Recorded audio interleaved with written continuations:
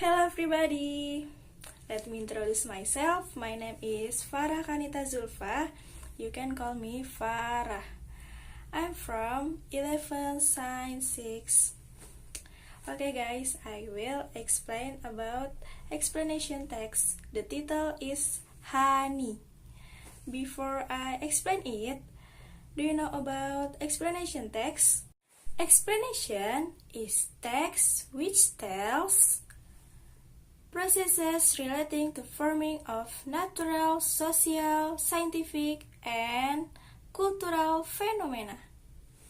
Explanation text is to say why, is to say how of the forming of the phenomena.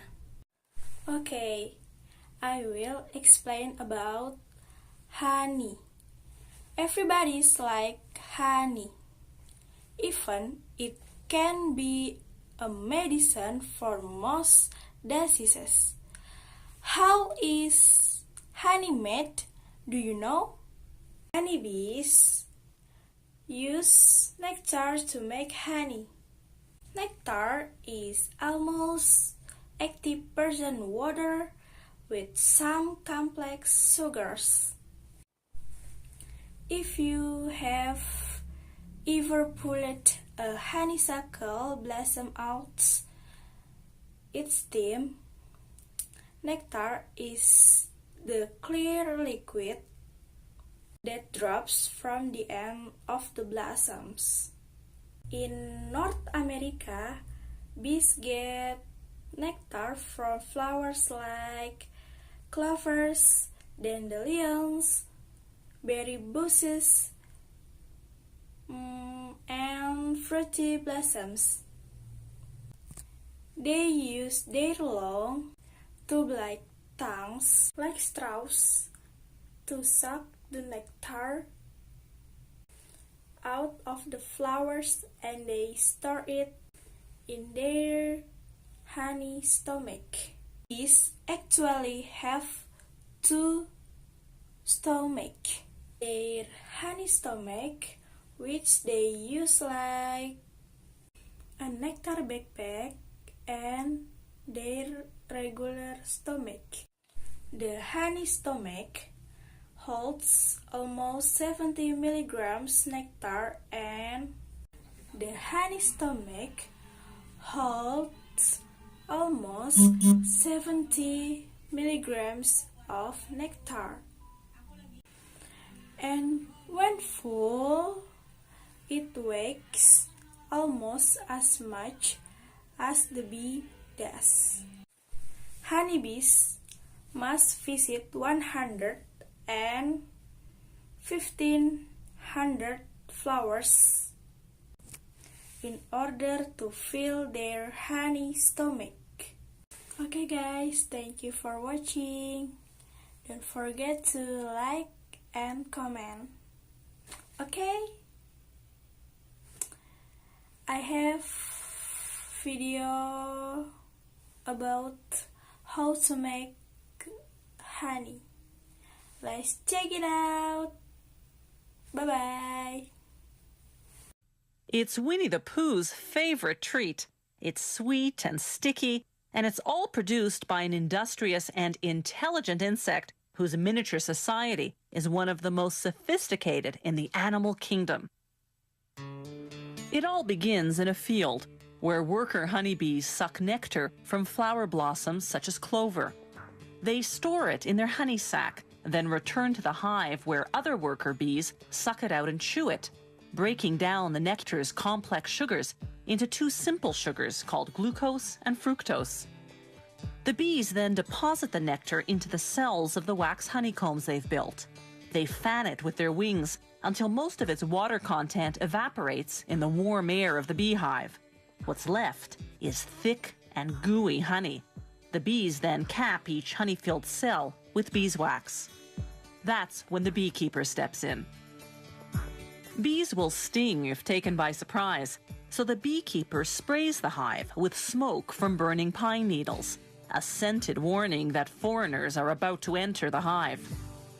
Inside the hive are wooden frames hanging side by side, each holding a honeycomb. A hive can house hundreds of thousands of bees, all descendants of the prolific grand poobah of beedom, the queen bee. She's the big one in the middle.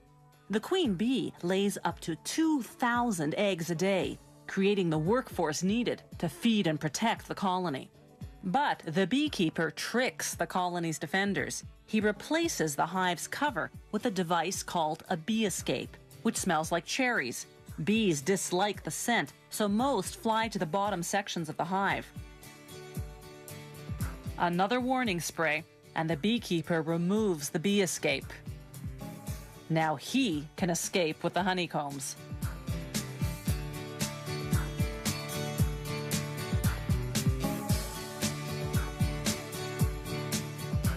Inside the honey factory, they put the honeycomb frames on what's called an uncapping machine.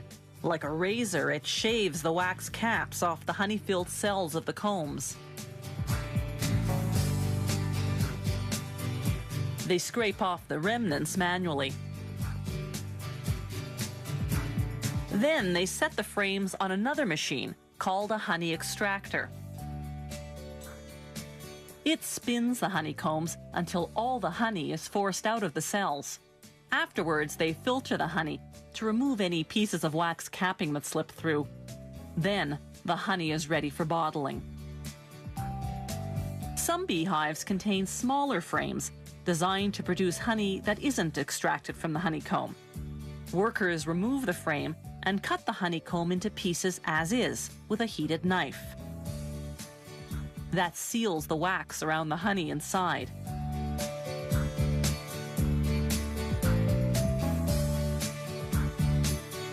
You eat it, wax and all.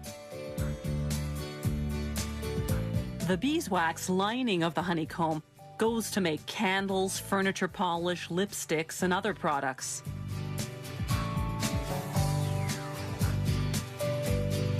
When producers have more liquid honey than they can sell, they simply let it granulate, develop sugar crystals, and turn hard and white.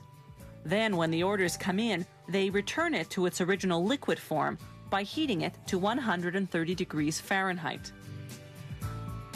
They vacuum clean the jars.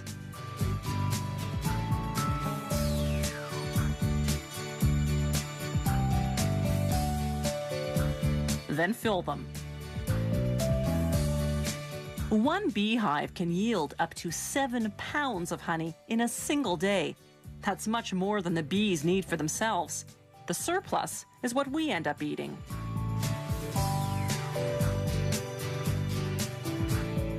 Honey production today is both efficient and humane. For centuries, the only way to harvest honey from hives had been to kill the bees. Then, in 1851, an American beekeeper invented a way to get the honey, yet spare the bees. His method, with the removable honeycomb frames, is the one we still use today.